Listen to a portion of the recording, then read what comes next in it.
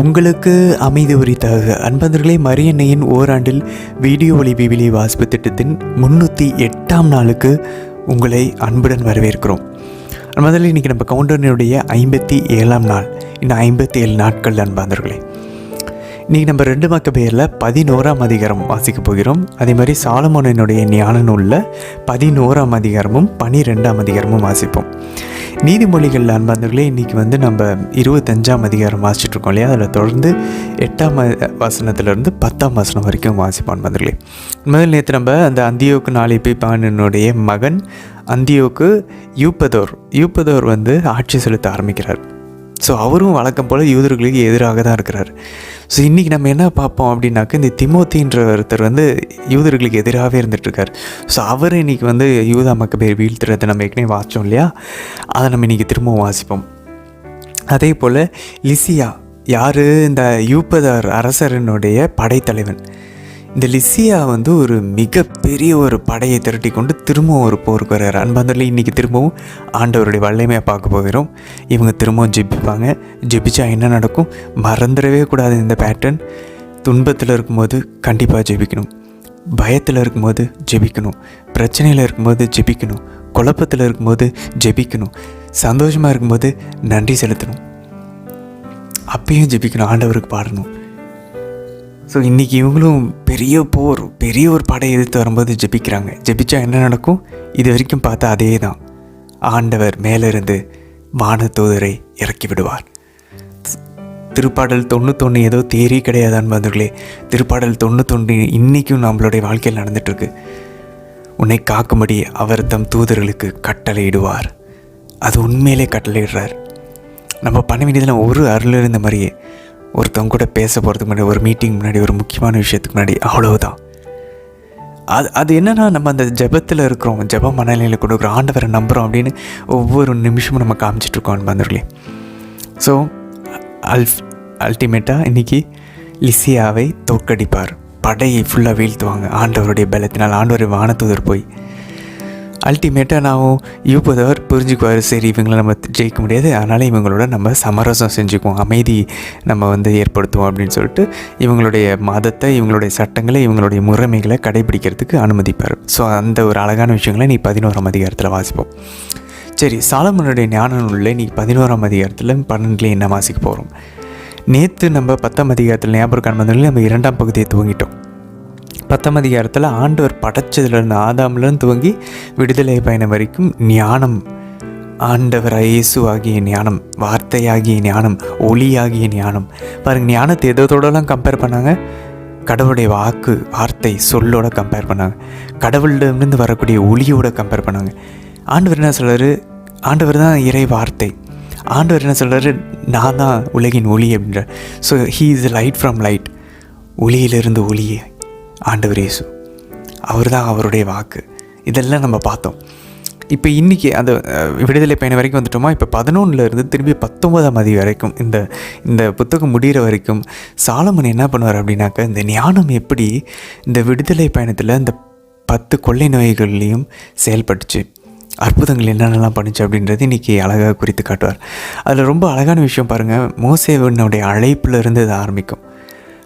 எவ்வளோ அழகாக பாருங்களேன். நம்ம இதெல்லாம் வாசித்து முடிச்சதுக்கப்புறம் திரும்பவும் அதெல்லாம் யோசித்து பார்க்க எவ்வளோ அழகாக இருக்குல்ல. நம்ம அதெல்லாம் கடந்து வந்திருக்கோம்.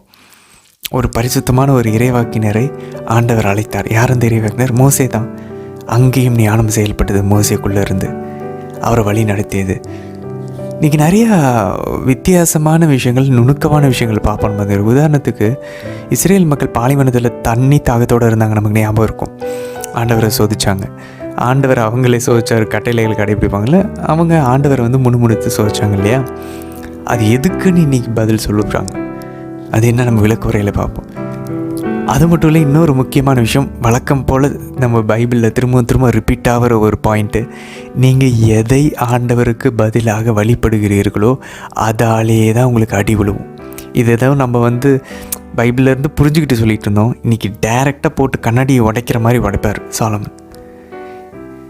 எகிப்தியர்கள் எதை வழிபட்டு இருந்தாங்க? தவக்காலையை வழிபட்டு இருந்தாங்க. தவக்காலை அனுப்பினார். அதாலேயே அவர்களை அவர் வதைத்தார், தண்டித்தார். பூச்சிகளெல்லாம் வழிபட்டு இருந்தாங்க கடவுள்னு சொல்லிட்டு, பூச்சிகளாலேயே அவர் கொன்றார். ஸோ இதையும் நம்ம இன்னும் விளக்குறையில் ஆழமாக பார்ப்போம் முதல்ல. ஸோ நம்ம எதை வழிபட்டுருக்கோம்? நம்மளுடைய கணவனையா? எனக்கு என் வாழ்க்கையில் எல்லாமே அவர் தான், எப்போ பார்த்தாலும் அவரை பற்றி யோசிச்சுருக்கேன். அவருக்கு என்ன? என் மனைவியா? என் பிள்ளைங்களா? இல்லை என் அப்பா அம்மாவா? இல்லை பணமா? இல்லை என் வேலை, என் டியூட்டி, என் குடும்பம். ஆண்டவர் தான் கொடுத்தாரு, அது கடமை தான். ஆனால் குடும்பத்தை கடவுளாக்கிடக்கூடாது. வேலை தான், வேலை செய்யணும், சோம்பேறியாக இருக்கக்கூடாது. ஆனால் வேலையை கடவுளாக்கிடக்கூடாது. பவர்ஃபுல்லான ஸ்டப்ஸ் இதெல்லாம் இன்றைக்கி நம்ம பார்க்க போகிறோம் நண்பர்களே. அல்டிமேட்டாக பைபிளில் இருந்தாலும் சரி, நம்ம புனிதர்கள், நம்ம கத்தோலிக்க திருவின் புனிதர்களையும் எடுத்துக்கிட்டிங்கன்னா, they're concerned about only one thing.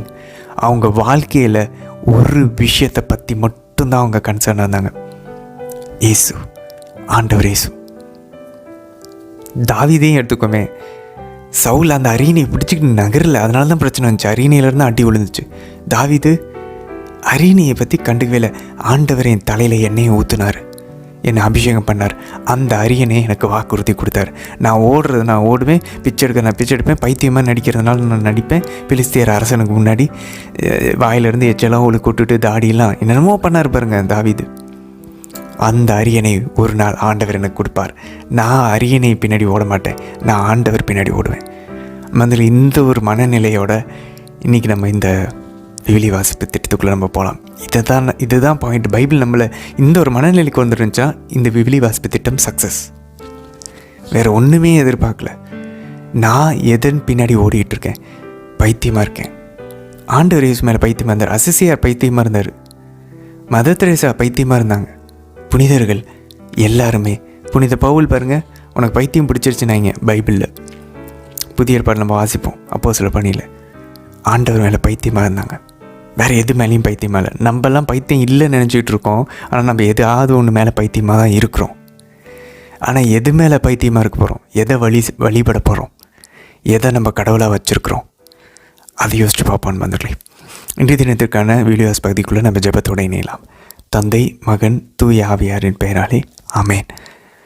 தந்தை, அம்மை, ஆவி இறைவனை அழைத்து ஜெபிப்போம். அருள் நிறைந்த அன்னை மரியே வாழ்க. ஆண்டவரும் உடனே, பெண்களுக்குள் ஆசை பெற்றவர் நீரே அம்மா. உம்முடைய திருவயிற்றின் கனியாகி இயேசு கிறிஸ்துவும் ஆசை பெற்றவரே. புனித அன்னை மரியே, இறைவனின் தாயே, பாவிகளாக இருக்கிற எங்களுக்காக இப்பொழுதும் எங்கள் இறப்பின் வேலையிலும் வேண்டிக் கொள்ளும் அம்மா. ஆமேன். சுதனாகி ஆண்டவர் இயேசுவை அழைத்து ஜெபிப்போம். அருள் நிறைந்த அன்னை மரியே வாழ்க. ஆண்டவரும் பெண்களுக்குள் ஆசை பெற்றவர் நீரே அம்மா. உம்முடைய திருவயிற்றின் கனியாகி இயேசு கிறிஸ்துவும் ஆசை பெற்றவரே. புனித அன்னை மரியே, இறைவனின் தாயே, பாவிகளாய் இருக்கிற எங்களுக்காக இப்பொழுதும் எங்கள் இறப்பின் வேலையிலும் வேண்டிக் கொள்ளும் அம்மா. ஆமேன். தூய ஆவியானவரை அழைத்து ஜெபிப்போம். அருள் நிறைந்த அன்னை மரியே வாழ்க. ஆண்டவரும் உடனே, பெண்களுக்குள்ள ஆசை பெற்றவர் நீரே. உம்முடைய திருவயிற்றின் கனியாகி இயேசு கிறிஸ்துவும் ஆசை பெற்றவரே. புனித அன்னை மரியே, இறைவனின் தாயே, பாவிகளாய் இருக்கிற எங்களுக்காக இப்பொழுதும் எங்கள் இறப்பின் வேலையிலும் வேண்டிக் கொள்ளும் அம்மா. ஆமேன். மக்கபேயர் 2ஆம் நூல், அதிகாரம் 11. சிறிது காலத்திற்கு பின் மன்னனுடைய பாதுகாவலனும் உறவினனும் ஆட்சி பொறுப்பாளனுமான லிசியா நடந்தவற்றை கண்டு பெரிதும் எரிச்சல் அடைந்தான். ஏறத்தாழ 80,000 காலாட்படையினரையும் குதிரை படையினர் அனைவரையும் திரட்டிக் கொண்டு யூதர்களுக்கு எதிராக புறப்பட்டான். எருசலேம் நகரை கிரேக்கர்களின் குடியிருப்பாக மாற்ற திட்டமிட்டான். பிற இனத்தாரின் கோவில்கள் மீது வரி விதித்தது போல் எருசலேம் கோவில் மீதும் வரி விதிக்கவும், ஆண்டுதோறும் தலைமைக்கொரு பீடத்தை விலை பேசவும் எண்ணினான். கடவுளின் ஆற்றல் பற்றி அவன் ஒருபோதும் நினைத்து பார்த்ததில்லை. மாறாக பெருந்திரளான தன் காலாட்படையினரையும் ஆயிரக்கணக்கான குதிரை படையினரையும் 80 யானைகளையும் நம்பி இருமாப்பு கொண்டான். யூதேயா நாட்டின் மீது லீசியா படையெடுத்துச் சென்று எருசலேமிலிருந்து ஏறத்தாழ 30 கிலோமீட்டர் தொலையில் இருந்த அரண்சூழ் நகரான பெத்சூரை நெருங்கி அதை வன்மையாக தாக்கினான். கோட்டைகளை லீசியா முற்றுகையிட்டது பற்றி மக்கபேயும் அவருடைய ஆள்களும் அறிய நேர்ந்தது. அப்பொழுது இஸ்ராயேலை மீட்க ஒரு நல்ல வானதூதரை அனுப்புமாறு அவர்களும் எல்லா மக்களும் அழுது புலம்பி மன்றாடினார்கள். மக்கபே தாமே முதலில் படைக்கலம் எடுத்துக்கொண்டார். தங்கள் உறவின் முறையினருக்கு உதவி புரியும்படி மற்றவர்களும் தம்மோடு சேர்ந்து தங்கள் உயிரை பணயம் வைக்குமாறு தூண்டினார். அவர்களும் விருப்புடன் ஒன்றாகச் சேர்ந்து முன்னேறி சென்றார்கள். அவர்கள் எருசலேமுக்கு அருகில் இருந்த போதே வெண்ணாடை அணிந்து பொன் படைக்கலங்களை சுழற்றி கொண்டிருந்த குதிரை வீரர் ஒருவர் அவர்களது தலைக்கு மேல் தோன்றினார். அப்போது அவர்கள் அனைவரும் இணைந்து இரக்கமுள்ள கடவுளை போற்றினார்கள். அவர்கள் எத்துணை ஊக்கமடைந்திருந்தார்கள் என்றால், மனிதரை மட்டுமல்ல, கொடிய காட்டு விலங்குகளையும் இரும்பு மதில்களையுமே தாக்கும் அளவுக்கு துணிந்திருந்தார்கள். விண்ணக இறைவனாகிய ஆண்டவர் அவர்கள் மீது இரக்கம் கொண்டு அவர்களுக்கு துணை செய்யவே அவர்கள் போரில் முன்னேறி சென்றார்கள். அவர்கள் சிங்கங்களைப் போல தங்கள் எதிரிகள் மீது சீறி பாய்ந்து அவர்களுள் 11,000 காலாட்படையினரையும் 1,600 குதிரை படையினரையும் கொன்றார்கள். எஞ்சியிருந்த அனைவரையும் புறமுதுகு காட்டி ஓடச் செய்தார்கள். அவர்களுள் பலர் காயமடைந்து படைக்கலங்களை இழந்து தப்பிச் சென்றார்கள். லீசியாவும் இழிவுற்று தப்பி ஓடினான். அறிவாளியான லீசியா தனக்கு நேரிட்ட தோல்வியை பற்றி சிந்திக்கலானான். ஆற்றல் படைத்த கடவுள் யூதர்கள் சார்பாக போரிட்டதால்தான் அவர்களை வெல்ல முடியவில்லை என்பதை உணர்ந்து கொண்டான். ஆகவே அவர்களிடம் ஆள் அனுப்பி முறையாக உடன்பாட்டுக்கு இசையுமாறு அவர்களை தூண்டினான். மன்னனை வற்புறுத்தி அவர்களின் நண்பனாக்க முயல்வதாக உறுதிமொழிந்தான். பொது நன்மையை கருதி லீசியாவின் பரிந்துரைகள் அனைத்துக்கும் மக்கபே இசைந்தார். அவர் யூதர்கள் சார்பாக அவனிடம் எழுத்து மூலம் விடுத்திருந்த வேண்டுகோள்கள் அனைத்தையும் மன்னன் ஏற்றுக்கொண்டான். லீசியா யூதர்களுக்கு எழுதிய மடல் பின்வருமாறு: யூத மக்களுக்கு லீசியா வாழ்த்து கூறி எழுதுவது. நீங்கள் அனுப்பி வைத்த யோவானும் அப்சலோமும் உங்களது மனுவை என்னிடம் கொடுத்து அதில் குறிப்பிட்டுள்ளவற்றை நிறைவேற்றும்படி கேட்டுக்கொண்டார்கள். மன்னருக்கு தெரிவிக்கப்பட வேண்டிய அனைத்தையும் நான் ஏற்கனவே அறிவித்துவிட்டேன். அவரும் தம்மால் கூடுமானவற்றை செய்வதாக ஒப்புக்கொண்டுள்ளார். அரசிடம் நீங்கள் நல்லெண்ணம் காட்டினால் எதிர்காலத்தில் உங்கள் நலனுக்காக பாடுபட முயல்வேன். இவற்றை பற்றி விளக்கமாக உங்களோடு கலந்து பேசுமாறு உங்களுடைய தூதர்களுக்கும் என்னுடைய பிரதிநிதிகளுக்கும் பணித்திருக்கிறேன். வணக்கம். 148ஆம் ஆண்டு தியோகொரிந்து மாதம் 24ஆம் நாள் இம்மடல் விடுக்கப்பட்டது. லீசியாவுக்கு மன்னன் விடுத்த மடல் வருமாறு: தம் சகோதரர் லீசியாவுக்கு அந்தியோக்கு மன்னர் வாழ்த்து கூறி எழுதுவது. எம் தந்தை இறையடி சேர்ந்து விட்டதால் நம் ஆட்சிக்கு உட்பட்ட குடிமக்கள் கலக்கமின்றி தங்கள் அலுவல்களில் ஈடுபட வேண்டும் என விரும்புகிறோம். கிரேக்கர்களுடைய பழக்க வழக்கங்களை யூதர்கள் ஏற்றுக்கொள்ள வேண்டும் என்று எம் தந்தை கொண்டு வந்திருந்த திட்டத்திற்கு அவர்கள் இணங்கவில்லை என்றும், தங்கள் வாழ்க்கை முறையையே அவர்கள் தொடர்ந்து மேற்கொள்ள விரும்புகிறார்கள் என்றும், தங்கள் பழக்க வழக்கங்களையே கடைபிடிக்க நம்மிடம் இசைவு கேட்கிறார்கள் என்றும் கேள்விப்பட்டோம். இம்மக்களும் தொல்லையின்றி வாழ வேண்டும் என நாம் விரும்புவதால் அவர்களுடைய கோவில் அவர்களிடமே திருப்பிக் கொடுக்கப்பட வேண்டும் என்றும், அவர்கள் தங்கள் மூதாதையருடைய பழக்க வழக்கப்படியே வாழலாம் என்றும் நாம் முடிவு செய்கிறோம். ஆகையால் நீர் அவர்களுக்கு இச்செய்தியை அனுப்பி நமது நட்பை உறுதிப்படுத்துமாறு கேட்டுக்கொள்கிறோம்.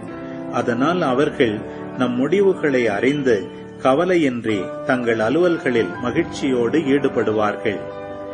யூத மக்களுக்கு மன்னர் விடுத்த மடல் வருமாறு: யூதர்களின் ஆட்சி குழுவினருக்கும் மற்ற யூதர்களுக்கும் அந்தியோக்கு மன்னர் வாழ்த்து கூறி எழுதுவது.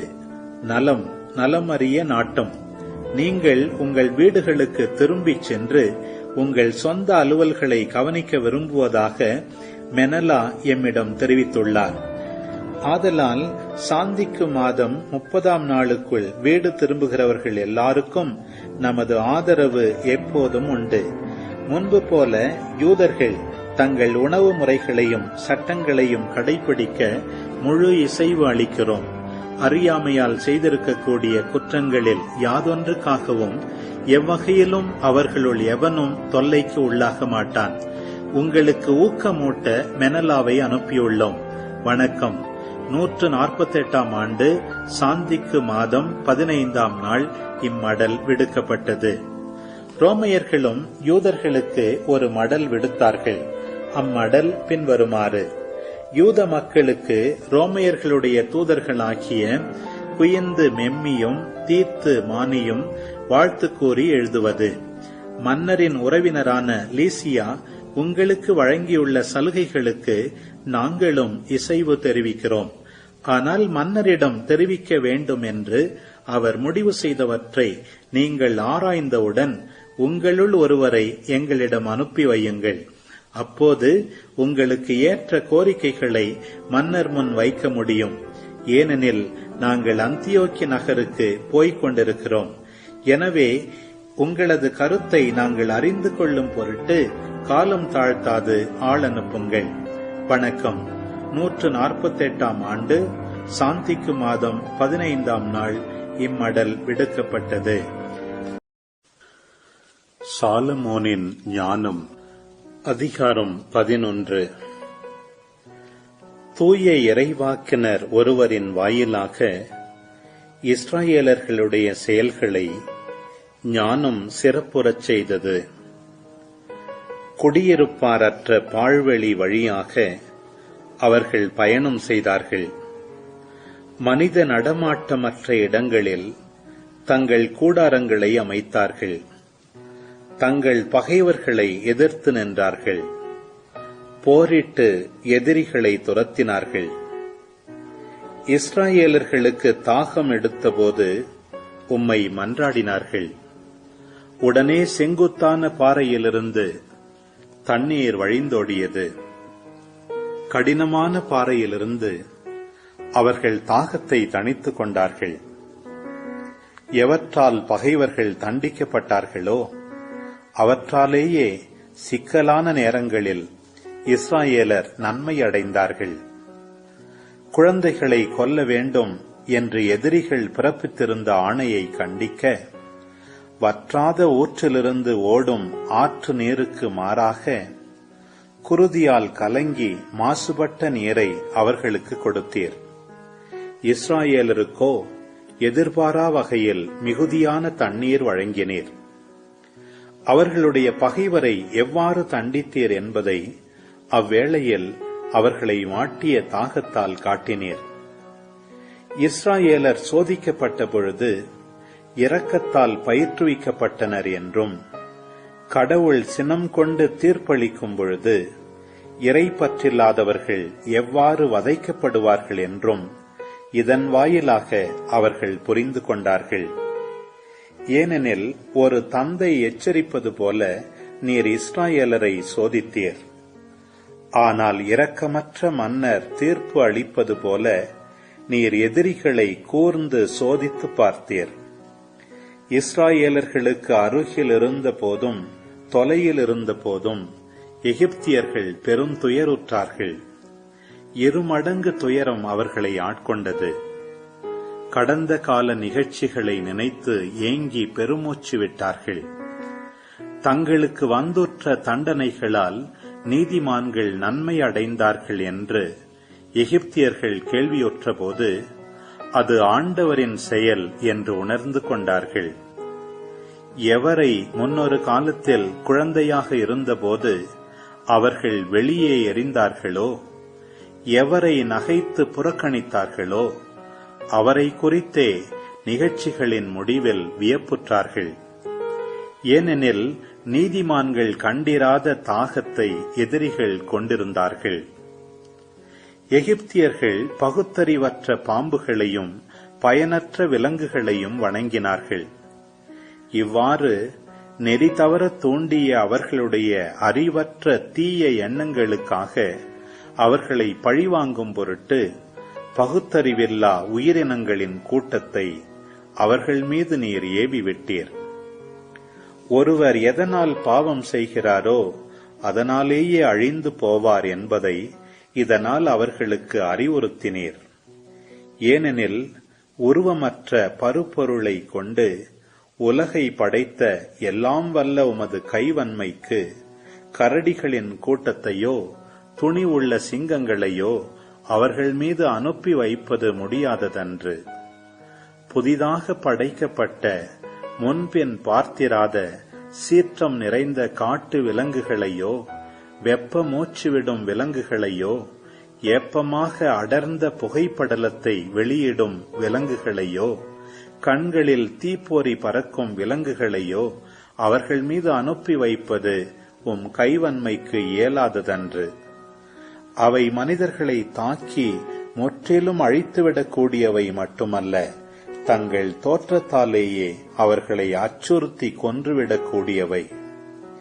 இவையின்றியே மனிதர்கள் ஒரே மூச்சினால் வீழ்த்தப்பட்டிருப்பார்கள். நீதியால் துரத்தப்பட்டு உமது ஆற்றலின் மூச்சினால் சிதறடிக்கப்பட்டிருப்பார்கள். ஆயினும் நீர் அனைத்தையும் அளவோடும் கணக்கோடும் நிறையோடும் ஏற்பாடு செய்தீர். உமது மாபெரும் ஆற்றலை எப்போதுமே நீர் காட்ட இயலும்.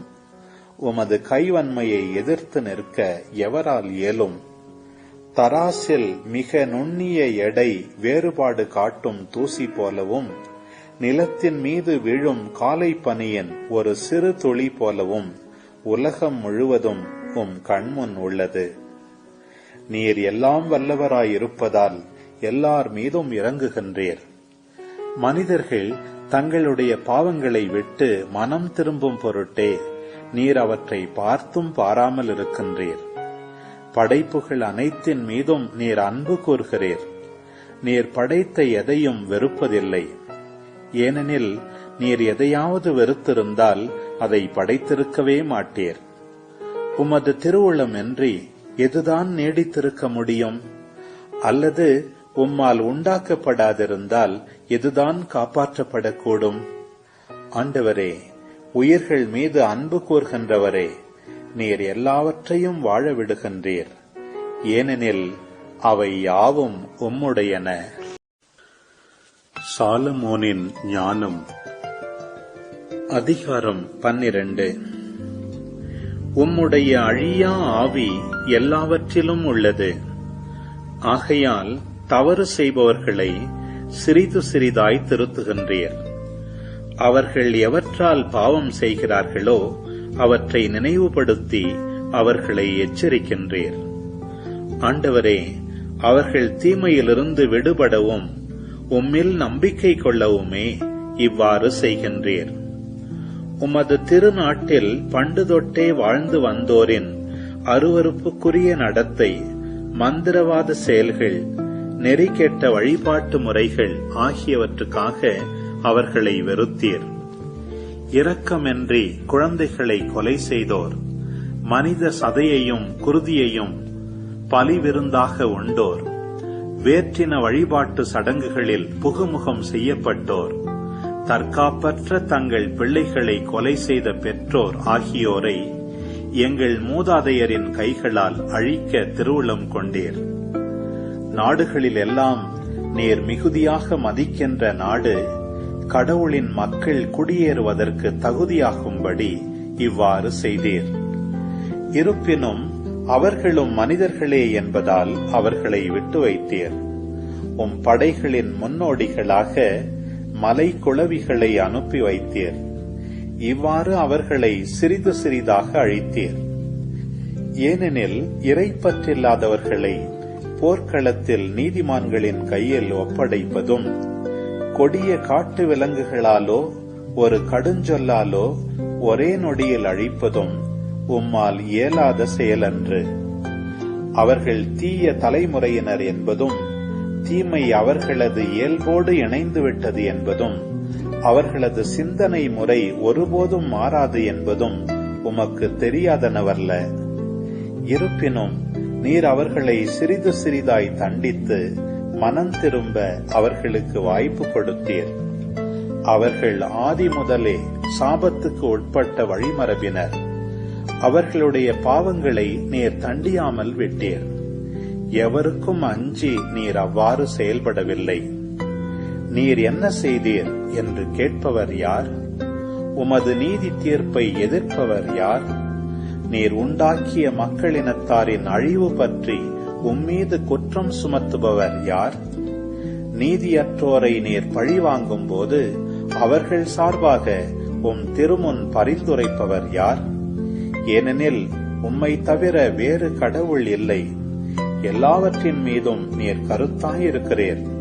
முறைகேடாக நீர் தீர்ப்பு வழங்குவதில்லை என்பதை யாரிடம் காட்ட வேண்டும்? நீர் தண்டித்தவர்கள் சார்பாக உம்மை எதிர்த்து நிற்க எந்த மன்னராலும் தலைவராலும் முடியாது. நீர் நேர்மையுள்ளவர், அனைத்தையும் நீதியோடு ஆண்டு வருகின்றீர். தண்டிக்க தகாதவர்களை தண்டிப்பது உமது ஆற்றலுக்கு அப்பாற்பட்டது என நீர் அறிவீர். உமது ஆற்றலே நீதியின் ஊற்று. அனைத்தின் மீதும் உமக்குள்ள ஆட்சி உரிமை அனைத்தையும் வாழும்படி விட்டு வைக்கிறது. மனிதர்கள் உமது வலிமையின் நிறைவை ஐயுறும்போது நீர் உம்முடைய ஆற்றலை காட்டுகிறீர். அதை அறிந்திருந்தும் செருக்குற்றிருப்போரை அடக்குகிறீர். நீர் ஆற்றல் மிக்கவராயிருப்பதால் கனிவோடு தீர்ப்பு வழங்குகிறீர். மிகுந்த பொறுமையோடு எங்களை ஆள்கிறீர். ஏனெனில் நீர் விரும்பும் போதெல்லாம் செயல்புரிய உமக்கு வலிமை உண்டு.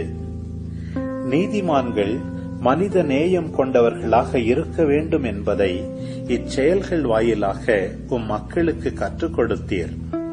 உம் மக்களை நன்னம்பிக்கையால் நிரப்பினீர். ஏனெனில் பாவங்களிலிருந்து மனம் மாற்றம் அருள்கிறேன். உம் ஊழியர்களின் பகைவர்கள் சாவுக்குரியவர்களாயிருந்தும் மிகுந்த கனிவோடும் இரக்கத்தோடும் அவர்களை தண்டித்தீர். அவர்கள் தங்கள் தீச்செயல்களை விட்டுவிடும் பொருட்டு காலமும் வாய்ப்பும் அவர்களுக்கு கொடுத்தீர். உம் மக்களுக்கு நீர் எவ்வளவோ கண்டிப்போடு தீர்ப்பு வழங்கினீர். அவர்களுடைய மூதாதையர்களுக்கு நல்ல வாக்குறுதிகள் நிறைந்த ஆணைகளையும் உடன்படிக்கைகளையும் அளித்தீரன்றோ? நீர் எங்களை நல்வழிப்படுத்த கண்டிக்கிறீர். எங்கள் பகைவர்களையோ 10,000 மடங்கு மிகுதியாக தண்டிக்கிறீர். நாங்கள் தீர்ப்பு வழங்கும் போது உமது நன்மையை நினைவு கூறவும், நாங்களே தீர்ப்புக்கு உள்ளாகும் போது உமது இரக்கத்தை எதிர்பார்க்கவும் இவ்வாறு செய்கிறீர். அறிவின்மையிலும் நீதியின்மையிலும் வாழ்க்கை நடத்தியவர்களை அவர்களுடைய அருவருக்கத்தக்க செயல்களாலேயே தண்டித்தீர். அவர்கள் தவறான வழியில் நெடுந்தொலை சென்று விட்டார்கள். விலங்குகளுக்குள்ளேயே மிகவும் அருவருக்கத்தக்கவற்றை தெய்வங்களாக கொண்டார்கள். அறிவில்லா குழந்தைகள் போல் ஏமாந்து போனார்கள். எனவே அறிவு தெளிவு பெறாத குழந்தைகளை ஏளனம் செய்வது போல் அவர்களை ஏளனம் செய்ய உமது தீர்ப்பை அனுப்பினீர். இத்தகைய சிறு கண்டிப்புகளினின்று வரும் எச்சரிக்கைகளுக்கு செவிசாய்க்காதவர்கள் கடவுளின் தக்க தண்டனை தீர்ப்புக்கு உள்ளாக நேரிடும். அவர்கள் எந்த படைப்புகளை தெய்வங்களாக கருதினார்களோ அவற்றாலேயே தண்டிக்கப்பட்டார்கள். ஆகையால் துன்புற்று எரிச்சலுற்றார்கள். தாங்கள் ஒரு காலத்தில் ஏற்றுக்கொள்ள மறுத்தவரையே இப்பொழுது உண்மையான கடவுள் என்று அறிந்து ஏற்றுக்கொண்டார்கள். எனவே மிக கடும் தண்டனை அவர்கள் மேல் வந்து விழுந்தது. நீதிமொழிகள் அதிகாரம் 25. ஏதோ ஒன்றை பார்த்தவுடன் உடனே வழக்கு மன்றத்திற்கு போகாதே. நீ கூறுவது தவறென்று வேறொருவர் காட்டிவிட்டால் அப்பொழுது நீ என்ன செய்வாய்? அடுத்திருப்பாரோடு உனக்குள்ள வழக்கை அவருடனேயே பேசி தீர்த்துக்கொள். வேறொருவரை பற்றிய மறை செய்தியை வெளிப்படுத்தாதே. வெளிப்படுத்தினால் அதை கேட்பவர் உன்னை இகழுவார். உனக்கு வரும் மானக்கேடு நீங்காது. ஆமீன். ஆண்டவரே, இந்த நாளுக்கான இந்த அழகான இறைவார்த்தை பகுதிகளுக்காக நன்றி செலுத்துகிறோம் அப்பா. ஆண்டவரே, இன்று சாலமோனின் ஞான நூலில் நாங்கள் வாசிக்க கேட்டது போல எகிப்தியர்கள் எதை வழிபட்டாங்களோ, உங்களை விட்டுட்டு எதை அவங்க கடவுளாக நினச்சி போனாங்களோ அதனாலே தான் அவங்க அடி வாங்கினாங்க. அதனாலே தான் அவங்க தண்டிக்கப்பட்டார்கள், வதைக்கப்பட்டார்கள், எங்களோட வாழ்க்கையிலே நாங்கள் ஆண்டவரே பணத்துக்கு பின்னாடி ஓடிட்டுருக்கோம். இப்போ பொருளாதார நெருக்கடியில் இருக்கோம். சாப்பாடு பின்னாடி ஓடிட்டு இருந்தோம். உடல் நோயினால் இப்போ பாதிக்கப்பட்டுட்ருக்கோம். உலகம் மக்கள் என் உறவு நினச்சி ஓடிட்டு இருந்தோம். இப்போ உறவுனால காயப்பட்டு நிற்கிறோம் ஆண்டவரே. மற்ற பாவங்கள் பின்னாடி நாங்கள் போனோம். அதனால் உள்ளம் காயப்பட்டிருக்கு, உடம்பு காயப்பட்டிருக்கு, வாழ்க்கை காயப்பட்டிருக்கு ஆண்டவரே. இப்போ தெரியுது, எங்கள் உள்ளம் ஏங்கிக்கிட்டு இருந்ததெல்லாம், தேடிக்கிட்டு இருந்ததெல்லாம் உங்களை தான். அது புரியாமல் நாங்கள் இந்த உலகத்திலிருந்து நாங்கள் அதை திருப்திப்படுத்திக்க தேடி தேடி தேடி புண்பட்டு நிற்கிறோம் ஆண்டவரே. இப்போ புரிஞ்சுக்கிட்டோம் ஆண்டவரே, எங்களுடைய இதயம் உங்களில் இலை பாராமல் அது அமைதி அடையாது. அம்மா, ஆண்டவரை மட்டும் தேட எங்களுக்கு கற்றுத்தாங்கம்மா. தந்தை, மகன், தூய ஆவியாரின் பெயராலே ஆமேன். அன்புள்ளி, இன்னைக்கு 2 மக்கபேயரில் பாருங்கள், திரும்ப 11ஆம் அதிகாரம் 6ஆம் வசனத்தில், அப்பொழுது இஸ்ரேலை மீட்க ஒரு நல்ல வானதூதரை அனுப்புமாறு அவர்களும் எல்லா மக்களும் அழுது புலம்பி மன்றாடினார்கள். ரொம்ப பேசிக், திரும்ப திரும்ப ரிப்பீட் ஆகிற மாதிரி இருந்தாலும் முதல்ல இது நம்ம மனசில் ஆழமாக பதியணும். நம்ம பைபிள் முடிக்க போகிறோம். பிரச்சனை வருதுன்னா உடனடியாக ஜெபத்துக்கு திரும்பணும், உடனடியாக ஜெபமாலை எடுக்கணும், உடனடியாக திருப்பலிக்கு போகணும், உடனடியாக பைபிள் எடுக்கணும். மறந்துடக்கூடாது அன்பர்களே. அவங்க பாட்டில் அவங்க என்ன பண்ணுறாங்க, ஜெபிச்சுட்டு உடனே போருக்கு ரெடி ஆகிறாங்க, கடவுள் மேலே நம்பிக்கை வச்சுட்டு. பாருங்கள், அப்போ நம்ம ஜெபிக்கிறாளாக மட்டும் இருந்துடக்கூடாது. திரும்ப எந்திரிச்சு ஆண்டவர் நம்மளை எப்படி வழி நடத்துகிறாரோ நம்ம வாழ்க்கையை ஃபேஸ் பண்ண ட்ரை பண்ணணும். அப்போ என்ன நடக்கும்? 8ஆம் வசனம் சொல்லுது, அவர்கள் எருசலேமுக்கு அருகில் இருந்தபோதே வெண்ணாடை அணிந்த பொன் படைக்கலங்களை சுழற்றி கொண்டிருந்த குதிரை வீரர் ஒருவர் அவர்களது தலைக்கு மேல் தோன்றினார். அன்பர்களே, அப்போ கடவுளை நம்பி நம்ம ஜெபிக்கும் போது நமக்கு தெரியாது, ஆனால் வானதூதரை அனுப்புவார். இதான் நம்ம திருப்பாடல் 91 பார்க்குறோம்.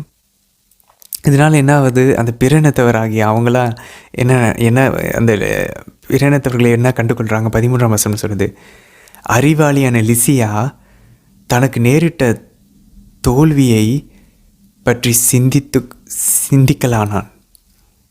ஆற்றல் படைத்த கடவுள் யூதர்கள் சார்பாக போரிட்டதால்தான் அவர்களை வெல்ல முடியவில்லை என்பதை உணர்ந்து கொண்டான். அன்பார்ந்தவர்களே, இவங்களை பொறுத்த வரைக்கும் கடவுளே கிடையாது. கடவுள்லாம் இருந்தாலும் அவர் இங்கேயே தூரமாக இருக்கார். இப்படி நம்ம வாழ்க்கையில் இடைப்படுவாரெல்லாம் இவங்க நம்பவே மாட்டாங்க. ஆனால் அவங்கள நம்ப வச்சிருக்கு இவங்களுடைய ஜெபம், இந்த யூதர்களுடைய ஜெபம். அப்போ நம்மளும் இந்த மாதிரி ஆண்டவரை ஜெபிச்சுட்டு நம்ம போனோம் அப்படின்னாக்க, கடவுள் நம்பிக்கை இல்லாதவங்க கூட கடவுள் நம்புவாங்க அன்பர்களே. அப்போ ஒரு ப்ரேயர் ஒரு சுச்சுவேஷனே மாற்றுது பாருங்கள். ஒரு பிரச்சனை வருது, அந்த பிரச்சனையை கொண்டு வரவங்களையே கடவுள் நம்ப வச்சிடலாம் நம்ம ஜெபிக்கிற ஆளாக இருந்தோன்னா. சரி, சாலமோனுடைய ஞான நூலுக்குள்ளே போவோம்.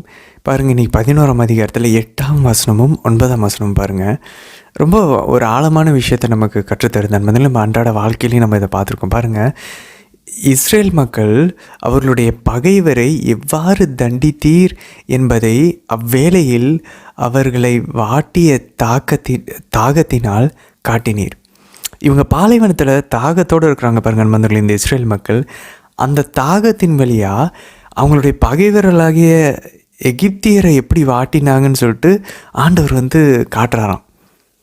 இஸ்ரேலர் சோதிக்கப்பட்ட பொழுது இரக்கத்தால் பயிற்றுவிக்கப்பட்டனர் என்றும், கடவுள் சினம் கொண்டு தீர்ப்பளிக்கும் பொழுது இறை பற்றில்லாதவர்களை எவ்வாறு வதைத்திருப்பார்கள் என்றும் இதன் வழியாக அவர்கள் புரிந்து கொண்டார்கள். அன்பர்களே, அப்போ பாருங்களேன், சில சமயம் நம்ம யோசிச்சு பார்த்துருக்கோமா, நம்மளும் நம்ம இந்த விடுதலை பயணம் வாசிச்சுட்டு வந்திருக்கோம். அந்த தலைப்பிள்ளை முதல் கொண்டு எகிப்தியர்களை கொல்ற அளவுக்கு இஸ்ரேல் மக்கள் அவ்வளோ வர்த்தா. ஆண்டவர் ஏன் இவ்வளோ அது அற்புதங்கள் செஞ்சு இப்படி ஒரு நாட்டை கூட்டிகிட்டு வராங்களே, இந்த இஸ்ரேல் நாடு அந்த அளவுக்கு இவங்க ரொம்ப நல்லவங்களா, அந்தளவுக்கு இவங்க ரொம்ப பரிசுத்தமானவங்களா, ஆண்டவரை நேசிக்கிறவங்களா, விசுவசிக்கிறவங்களா அப்படின்னு பார்த்தோன்னா அந்தளவுக்கு இல்லை. அப்போ பாருங்களேன், அதனால தான் ஆண்டவர் பாருங்களேன், பாலைவனத்துக்கு கூட்டு நான் இவ்வளோ பண்ணி உங்களை கூட்டிகிட்டு வந்திருக்கேன், உங்களுக்கு கொஞ்ச நேரம் தண்ணி இல்லைன்னா நீங்கள் என்னை எப்படி என்கிட்ட முணுமுணுப்பீங்களா? அன்பதில் இதுதான் நம்மளுடைய வாழ்க்கையிலையும் நடக்குது. ஆண்டவர் நமக்கு சில சமயம் அப்படி நிறைய அற்புதங்களை செஞ்சுருவார். அதுக்கப்புறம் ஒரு வறண்ட பீரியட் வரும், நம்ம வந்து ஆண்டவரை தேடவே மாட்டோம். அந்த டைமில் முட்டி மோதி நம்ம ஜெபிக்கிறோமா? சில சமயம் பாருங்களேன், நல்லா ஜெபிச்சுட்டு இருக்கும்போது நிறைய அற்புதங்கள் நடக்கும். ஆனால் ஒரு காலகட்டம் தொடர்ந்து, அது மேபி குறுகிய காலமாக இருக்கலாம், இல்லை ரொம்ப சில பேருக்கு நீண்ட காலமாக இருக்கலாம், நீண்ட வருஷங்களாக இருக்கலாம். ஆண்டவரே தூரத்தில் இல்லாத போல் ஒரு வறண்ட நிலை இருக்கும். அந்த நேரத்துலேயும் முட்டி மோதி நான் ஜெபமாலை ஜெபிக்கிறேன்னா, அதே 3 இல்லை 4 ஜெபமாலைகளை தொடர்ந்து ஜெபிக்கிறேன்னா, இல்லை நான் பின்வாங்கிறேன்னா, ஆண்டவருடைய அந்த ஆறுதல் இல்லாத போதும் அவர் நான் தேடுறேன்னா. ஸோ இது அந்த பாலைவனத்தின் பீரியடில் நம்ம இருக்கிறோம், டெஸ்டிங் பீரியடு. ஆண்டவர் நம்ம இன்னும் எவ்வளோ அன்பு செய்கிறோம். ஆண்டவருக்கு இதெல்லாம் டெஸ்ட் பண்ணால் தான் தெரியுமா? இல்லை, ஆண்டவருக்கு நல்லா தெரியும். நம்ம புரிஞ்சுக்கணும்.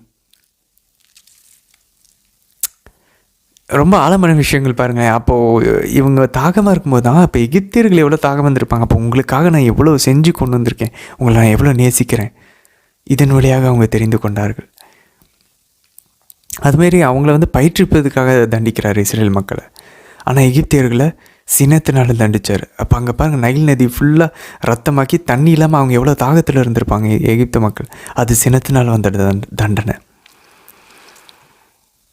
சரி, 16ஆம் வசனம் பாருங்கள் நண்பர்களே, பவர்ஃபுல்லானது பாருங்கள். ஒருவர் எதனால் பாவம் செய்கிறாரோ அதனாலேயே அழிந்து போவார் என்பதை இதனால் அவர்களுக்கு அறிவுறுத்தினர். பாருங்கள், 12ஆம் அதிகாரம் சாலமோனின் ஞான நூலில் 27ஆம் வசனமும் இதுதான் சொல்லுது. அவர்கள் எந்த படைப்புகளை தெய்வங்களாக கருதினார்களோ அவற்றாலேயே தண்டிக்கப்பட்டார்கள். ஆகையால் துன்புற்று எரிச்சலுற்றார்கள். தாங்கள் ஒரு காலத்தில் ஏற்றுக்கொள்ள மறுத்தவர்களையே இப்பொழுது உண்மையான கடவுள் என்று அறிந்து ஏற்றுக்கொண்டார்கள். அன்றைய அதான் ரோமையரில் நம்ம வாசித்தோம், ஞாபகம் இருக்கா? 1ஆம் அதிகாரம் 28ஆம் வசனத்தில், அவர்கள் ஆண்டவரை விட்டு அறியும் அறிவை விட்டு விலகி போனார்கள். ஆண்டவர் அவர்களை அவர்களுடைய இச்சைகளுக்கு விட்டு விட்டார். ஸோ இவங்க என்ன பண்ணுறாங்க, ஒரு காலத்தில் இதுதான் கடவுள்ன்றதை ஏற்று அறிய மறுத்தாங்க. இப்போ உணர்றாங்க இவர் தான் கடவுள். எப்போ விட்டதுக்கப்புறம், எதனால் இவங்க பாவம் செஞ்சார்களோ அதனாலே. ஒரு உதாரணம், ஈஸியான உதாரணம், நம்ம எல்லாருமே புரிஞ்சுக்கலாம். நல்லா ஸ்வீட்டும் நல்லா வந்து கொழுப்பு இருக்கிற விஷயங்களும், நல்ல எண்ணெய் பொருள் பதார்த்தங்கள் இப்படி நல்லா வாய்க்கு ருசியாக சாப்பிட்டுட்டு தான் என்ன ஆயிடுச்சு, சாப்பாடை என்னுடைய கடவுளாக வச்சேன், என் உடம்பை நான் வந்து கடவுளாக வச்சேன், உடம்புக்கு தேவையானதை கொடுத்துட்டு இருந்தேன். என்ன ஆச்சு? ஒரு காலம் போச்சு, கடைசியாக ஒபிசிட்டி ஆச்சு, பிபி அதிகமாகிடுச்சு, அப்புறம் ஹார்ட் அட்டாக் வந்துச்சு. இப்போ என்ன, உப்பு கூட போடாமல் சாப்பிட வேண்டிய ஒரு நிலைமை வந்துச்சு. இப்போ ஸ்வீட்டே சாப்பிட முடியாது. ஒரு காலத்தில் ஸ்வீட்டாக சாப்பிட்டோம், இப்போ சுகர் வந்துருச்சு, ஸ்வீட்டே சாப்பிட முடியல. புரியுதா என்பதில் நம்ம எதை வழிபட்டோமோ அதனாலேயே இப்போ நம்ம தண்டிக்கப்பட்டுருக்கோம். ஸ்வீட்டையும் எண்ணெயையும் சாப்பாடையும் இது பண்ணாமல் உடம்புல இப்போ அடி வாங்குகிறோம். இப்போ அதை திரும்ப சாப்பிடவே முடியல. பாருங்கள், சாப்பாடு இப்போ சாப்பிட முடியாமல், உப்பு போட்டு சாப்பிட முடியாமல் கஷ்டப்பட்டுட்ருக்கோம். சோம்பேறித்தனத்துக்கு இடம் கொடுத்து நல்லா தூங்கிட்டு இருந்தோமா, உடம்பு பெருத்து போச்சா, இப்போ ஒபிசிட்டி ஆகிடுச்சா, பிபி அதிகமாகிடுச்சா, இப்போ என்ன பண்ணுறோம், நடக்கணும். வேர்க்க காலையிலையும் மதியானமும் காலையிலையும் சாயந்தரமும் அரை மணி நேரம் நடக்கணும். டாக்டர் சொல்கிறாங்க, எக்ஸசைஸ் பண்ண சொல்கிறாங்க. அப்போ தான் உங்கள் ஹார்ட்டை காப்பாற்ற முடியும், உயிரை காப்பாற்ற முடியும். இப்போது சோம்பேறியாக இருக்க முடியாது. அன்பதில்லை, அப்போது பணத்தை நான் வந்து வழிபட்டுருக்கேன்னா, ஆண்டவர் அதனால தெளிவாக சொல்கிறேன், என்னை விட உன் தந்தையோ தாயோ கணவனோ மனைவியோ பிள்ளையோ நீ அன்பு செய்தீர் என்றால் என்னுடையவன் என்ன நீ தகுதியற்றவன், என்னுடைய சீடனாக நீ இருக்க முடியாதுன்றார் ஆண்டவர். அவர் தான் ஃபஸ்ட்டு, அவர் தான் மற்றது எல்லாமே செகண்ட். அன்பர்களே, வேண்டான்னு சொல்லலை ஆண்டவர், அடுத்ததை அந்த இடத்துக்கு கொடுக்கணும். 17ஆம் வசனம் பாருங்கள் அன்பர்களே, ஏனெனில் உருவமற்ற பருப்பொருளை கொண்டு உலகை படைத்தார், எல்லாம் வல்ல உமது கைவன்மையே, எல்லாம் வல்ல உமது கைவன்மையே. அன்பர்களே, ஒரு சில இறையறிஞர்கள் என்ன சொல்கிறாங்க, அப்போ பாருங்கள், கடவுள் வந்து உருவமற்ற ஒரு சில பொருட்களை கொண்டு இந்த உலகத்தை படைச்சார்ருக்கு. அப்போது எக்ஸ் நிஹிலோ அப்படின்னு லத்தீனில் சொல்லுவாங்க. எக்ஸ் லியோனோ அப்படின்னாக்க, எக்ஸ் நிஹிலோனா எதுவும் இல்லாமல், இந்த கிரியேஷன் அவுட் ஆஃப் நத்திங். ஆண்டவர் எதுவுமே இல்லாததுலேருந்து இந்த உலகத்தை, இந்த பிரபஞ்சத்தை உருவாக்கினார். ஆனால் நம்ம தொடக்க நூலில் என்ன வாசிக்கிறோம், ஆண்டவர் வந்து அப்பொழுது விண்ணையும் மண்ணையும் படைத்தார்னு வாசிக்கிறோம். அதுக்கப்புறம் உருவமற்று இருந்தது. ஸோ இதை நம்ம எப்படி புரிஞ்சுக்கணும் அப்படின்னா, அந்த டோஹு வா பாவு, நம்ம ஏற்கனவே பார்த்தோம்னா டோஹு வா போஹு, அந்த வித்தவுட் ஃபார்ம் அண்ட் வாய்ட், ஒரு உருவம் இல்லாமல் இருந்த அந்த உலகத்தை அவர் உருவருக்கு கொண்டு வந்தார். ஆனால் அதுக்கு முன்னாடியே அந்த உருவம் இல்லாத அந்த உலகத்தையும் அவர் தான் படைத்தார். அதான் நம்ம தொடக்க நூலில் வாசிக்கிறோம். 1ஆம் அதிகாரத்தில் ஒன்றும் இல்லாததுலேருந்து ஆண்டவர் விண்ணையும் மண்ணையும் உண்டாக்கினார். இப்போ உண்டாக்குன அந்த மண் உருவம் இல்லாமல் இருந்துச்சு. இப்போ அதுக்கு கரெக்டான உருவம் கொடுக்குறாரு. நிலத்தை தனியாக பிரிக்கிறாரு, ஆகாயத்தை தனியாக பிரிக்கிறாரு, தண்ணியை தனியாக பிரிக்கிறாரு, அதில் வளர வைக்கிறாரு. ஸோ அவர் உருவம் கொடுத்துக்கிட்டு வர்றாரு. ஸோ நம்ம இப்படி புரிஞ்சுக்கணும். ஸோ இன்றைக்கி 17ஆம் வசனத்தில் ஏனெனில் உருவமற்ற பருப்பொருளை கொண்டு உலகை படைத்தார் எல்லாம் வல்ல உமது கைவன்மைக்கு அப்படின்னு சொல்லி நம்ம அதை கண்டினியூ பண்ணுறோம் அந்த வசனத்தை. ஸோ அவர் உருவமற்றதுலேருந்து படைக்கலை, அந்த உருவமற்றதையே ஃபஸ்ட்டு அவர் தான் படைத்தார், அப்புறம் அதிலேருந்து அதுக்கு உருவம் கொடுக்குறாரு. ஸோ அப்படி தான் நம்ம புரிஞ்சுக்கணும் மந்திலே. ஸோ ஆண்டவர் எதுவும் இல்லாததுலேருந்து தான், ஒன்றுமே இல்லை, அதிலிருந்து இந்த பிரபஞ்சத்தை உருவாக்கினார். 21ஆம் வசனம் பாருங்கள், உமது கைவன்மையை எதிர்த்து நிற்க எவரால் இயலும். ஸோ இது பாருங்கள், இந்த விடுதலை பயணத்தில் இதை பற்றி, இந்த கைவன்மையை பற்றி நம்ம ஞாபகம் இருக்கா? அங்கே மிரியமும் அப்படி தான் பாடுறாங்க. எல்லாருமே அந்த ஒரு ஆண்டவர் போர் புரிஞ்சு ஜெயிக்கும் போது எதை பற்றி பாடுறாங்க? அவருடைய கைவன்மையை. அவர் கையை வச்சு ஜெயிச்சாராம்.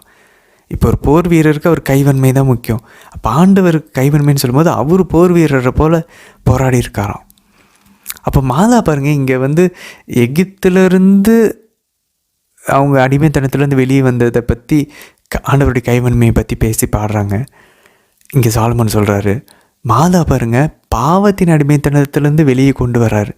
எப்போ ஆண்டவர் இயேசு அவங்களுக்குள்ளே உருவாயிட்டாங்களோ, இப்போ பாவத்தின் அடிமைத்தனத்துலேருந்து ஒரு விடுதலை பயணத்தை ஆண்டவர் துவங்கி வச்சுட்டார்ன்றதுனால மாதா பாடுறாங்க, அவர் தம் தோல் வலிமையை காட்டியுள்ளார். இப்போ அதெல்லாம் சும்மா இஸ்ரேல் மக்கள் ஒரு கூட்டத்தை எகிப்திலேருந்து வெளியே கொண்டதெல்லாம் கம்பேரிசனே இல்லை. ஏன்னா இப்போது மொத்த படைப்பு இந்த உலகத்தையும் பாவத்திலிருந்து வெளியே கொண்டு வர போகிறாரு. ஒரு புதிய விடுதலை பயணம் அது மாதாவுடைய திருவுதிரத்தில் துவங்கியிருக்கு. அதனால தான் மாதப்படுறாங்க, அவர் தம் தோல் வலிமையை காட்டியுள்ளார். 23ஆம் வசனம் பாருங்கள், பாவங்களை விட்டு மனம் திரும்பும் பொருட்டே நீர் அவற்றை பார்த்தும் பாராமல் இருக்கின்றீர். எவ்வளோ பவர்ஃபுல்லாக இருக்குது பாருங்கள் அன்பர்களே. அப்போ ஆண்டவர் ஒரு சில பாவங்களை பார்த்தும் பார்க்காம நம்ம செஞ்சிட்ருக்கோம். பொறுமையாக காரணம் எதுக்கு? ரோமையை சொல்லுது, ஆண்டவர் கனிவு காட்டுறது உங்களுடைய மனம் திரும்புதலுக்கு தானே. நீங்கள் மனம் திரும்புதலுக்காக உங்களை இட்டு செல்கிறதுக்காக தான் ஆண்டவர் பொறுமையோட கனிவோடு இருக்கார். நமக்கு ரொம்ப பயத்தை உண்டு பண்ணக்கூடிய ஒரு வசனம் அன்பர்களே. அவர் பார்த்தும் பார்க்காம இருக்காருன்னா நம்ம மனம் திரும்புறதுக்கு கொஞ்சம் தாண்டணும், ஆண்டவர் நம்மளை தண்டிக்க வேண்டி இருக்கும் அன்பாந்தர்களே. அதுக்கப்புறம் பாருங்கள், அழகா 24 சொல்லுது, படைப்புகள் அனைத்தின் மீதும் நீர் அன்பு கூறுகின்றீர். எவ்வளோ அழகாக இருப்பாங்க. படைச்சு எல்லாத்து மேலேயும் அவர் அன்பு கூறுறாராம். ஒரு அருவருப்பான ஒரு ஒரு ஒரு அட்டைப்பூச்சியாக இருந்தாலும் சரி, எல்லாத்து மேலேயும் அவர் அன்பு கூறுகிறார். நீர் படைத்த எதையுமே வெறுப்பதில்லை, ஏனெனில் நீர் எதையாவது வெறுத்திருந்தால் அதை படைத்திருக்கவே மாட்டீர். ஸோ ஆண்டவர் பாருங்கள், அதனால தான் பாருங்கள், ஆண்டவர் பாவிகளை வெறுக்கிறது இல்லை, ஆண்டவர் பாவத்தை தான் வெறுக்கிறார். நம்ம கேள்விப்பட்டிருக்கோம். அது இங்கே அழகாக தெரிய வருது பாருங்கள். 12ஆம் அதிகாரத்தில் 1ஆம் வசனம் பாருங்கள், உம்முடைய அழியா ஆவியை எல்லாவற்றிலும் உள்ளது. அந்த அப்படின்னா ஆவியானவர் எல்லாத்துக்குள்ளேயும் இருக்காரா? அப்போ நம்ம ஞானஸ்தானத்தின் வழியாக அப்போ நம்ம மூவர் இறைவன் ஆவியானவரை பெற்றுக்கொள்கிறோமே, அப்போ எதுக்கு ஞானஸ்தானம்? அந்த இங்கே என்ன கூற வருதுன்னா, நம்ம ஆதாமை ஃபர்ஸ்ட் படித்த அவருடைய நாசில் அந்த சுவாச காற்றை ஊதி அவர்களை உயிருக்கு கொண்டு வர்றாங்க. அப்போது ஒவ்வொருத்தரும் இந்த உலகத்தில் உயிரோடு படைக்கப்படுவது ஆவியானவருடைய அந்த சஸ்டெனன்ஸ், அவருடைய பிரசன்னத்தினால தான் அவர்கள் உயிரோட உள்ள நம்ம இந்த உலகத்துக்குள்ளே வரோம். அதுக்காக அவர் நமக்குள்ளே குடிக்கொள்கிறாருன்னு நம்ம சொல்ல முடியாது. அவருடைய உயிர் தரும் அந்த ஒரு பிரசனம் இருக்கிறது, ஆனால் நம்மை ஏற்புடைமையாக்கும். ஸோ சஸ்டைனிங் ப்ரெசன்ஸ் இருக்குது, சாங்டிஃபைங் ப்ரெசன்ஸ் இல்லை.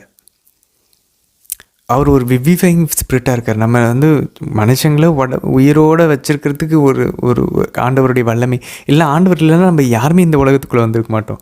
நம்மளுடைய தாயின் உதிரத்தில் நம்ம உருவாகிறதே ஆவியானவருடைய கடவுளுடைய ஒரு அருள்னால தான். அவருடைய அங்கே வேலைப்பாடு இருக்குது, எல்லாவற்றிலும் உள்ளது, எல்லாத்துலேயும் இருக்கிறார். ஆவியானவர் செயல்பட்டிருக்கார் எல்லாத்துலேயும். ஆனால் அவர் நம்மை ஏற்புடையுமே ஆக்குவதில்லை, சாங்டிஃபை பண்ணுறதில்லை. அப்போ அந்த சாங்டிஃபைங் இன்ட்வெல்லிங், உள்ளே நமக்குள்ளே குடியிருந்து நம்மை தூய்மைப்படுத்தி நம்மளை ஏற்புடையாக்குறது ஞானஸ்தானத்தின் வழியாக தான் நடக்குது அன்பர்களே. 10ஆம் வசனம் பாருங்கள், சாலமன் ஞான நூல் 12ஆம் அதிகாரத்தில், அவர்கள் தீய தலைமுறையினர் என்பதும் தீமை அவர்களது இயல்போடு இணைந்து விட்டது என்பதும் அவர்களது சிந்தனை முறை ஒருபோதும் மாறாது என்பதும் உமக்கு தெரியாதனவல்ல. இருப்பினும் நீர் அவர்களை சிறிது சிறிதாய் தண்டித்து மனம் திரும்ப அவர்களுக்கு வாய்ப்பு கொடுத்தீர். அதனால் இங்கே பாருங்களேன், கடவுளுடைய அந்த ஆம்னிஷன்ஸையும் நம்மளுடைய சுய விருப்பத்தையும் ஃப்ரீவில்லையும் காட்ஸ் ஆம்னிஷன்ஸையும் நம்ம இங்கே பார்க்கலாம். ரெண்டுமே ஒன்றா இணையிறதை நம்ம பார்க்கலாம். அப்போது கடவுளை பொறுத்த வரைக்கும் புரியுது. அகஸ்தினார் அழகாக சொல்லுவார் அவருடைய கன்ஃபெஷன்ஸில், நேற்றும் அவருக்கு ஒன்று தான், இன்றைக்கும் அவருக்கு ஒன்று தான், நாளைக்கும் அவருக்கு ஒன்று தான். இப்போது ஆண்டவரை பொறுத்த வரைக்கும் ஆண்டவர் எப்படி பார்க்குறாருன்னா, நம்ம கடந்த காலம், இப்போ நிகழ்காலம், வருகாலம் எல்லாம் ஒரே டைமில் ஒட்டா அவரால் பார்க்க முடியும். ஸோ அப்போ கடவுளை பொறுத்த வரைக்கும் என்ன நடக்க போகுதுன்னு அவருக்கு தெரியும். ஆனால் நம்ம தான் என்ன செய்கிறோம், நம்மளுக்கிட்ட ஃப்ரீவில் இருக்குது. அப்போ இது எப்படின்னா, இப்போது ஒரு கதையில் என்ன நடக்க போகுது அப்படின்றத அந்த ஆக்டர், அதில் இருக்கிற அந்த கதாபாத்திரம் தான் முடிவு பண்ணுது. ஆனால் அந்த கதாபாத்திரம் என்ன முடிவு பண்ணிடுச்சுன்றதை, இப்போ ஒரு வேளை கதை முடிஞ்சிருச்சு, இப்போ அந்த படத்தை நம்ம பார்க்குறோன்னா நமக்கு தெரியும் இல்லையா, இதுக்கப்புறம் அது ஏற்கனவே என்ன நடக்க போகுதுன்னு அந்த படத்தை பார்த்து முடிச்சுட்டா நமக்கு தெரியும். ஒரு புத்தகத்தை வாசித்து முடிச்சுட்டு அந்த கதையில் என்ன நடக்குதுன்னு நமக்கு தெரியும்.